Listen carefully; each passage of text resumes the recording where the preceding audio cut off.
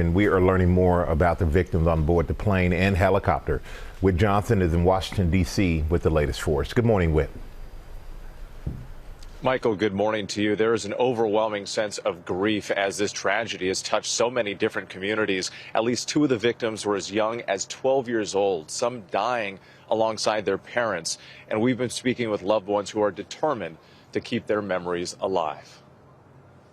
This morning, we're beginning to see the faces and hear the stories of the 67 lives lost in that fiery crash over the Potomac.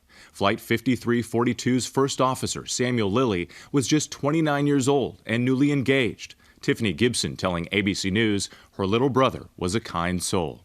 He was young, he was so young, and he was excited about life and his future and getting a dog and a house and kids, and this is just tragic. Ian Epstein, one of 2 flight attendants on board, was a father and husband.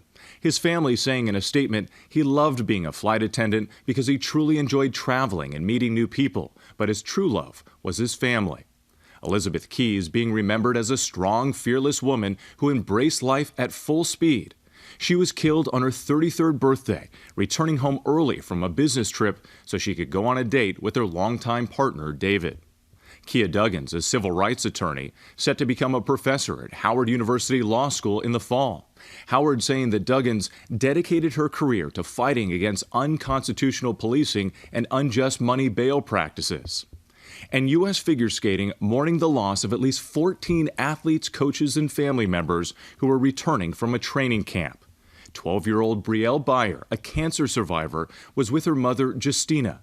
Andy Byer telling me his daughter Brielle could light up any room.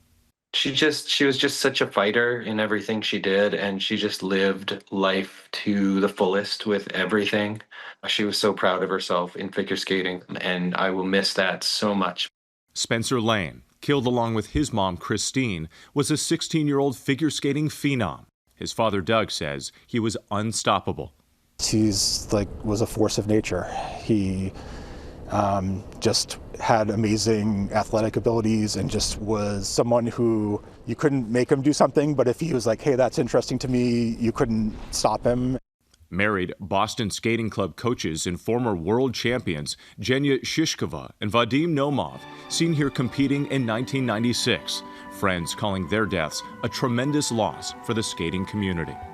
Just one of a kind.